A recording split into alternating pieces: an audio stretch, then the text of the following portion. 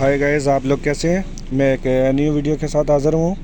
आपको मैं बताता हूँ कि जुबेल सेंटर में आज हम KFC जा रहे हैं और वहाँ पे जाके हम KFC जिंगर बर्गर खाएंगे और उसका रिव्यू बताएंगे कि उसका टेस्ट वगैरह कैसा है।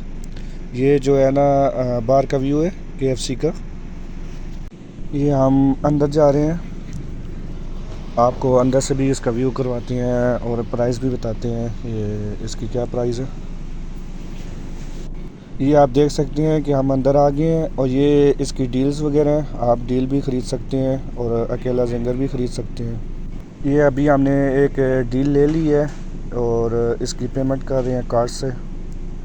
तो जब इसकी पेमेंट हो जाएगी तो हमें एक टोकन नंबर मिल जाएगा, ये हमारा टोकन नंबर। ये हमारी डील आ गई है, तो हम बताते हैं कि इसमें एक जिंगर बर्गर है और जिंगर बर्गर इनका काफ़ी बड़ा लार्ज है और 7 फिंगर चिप्स हैं, साथ एक कोला है।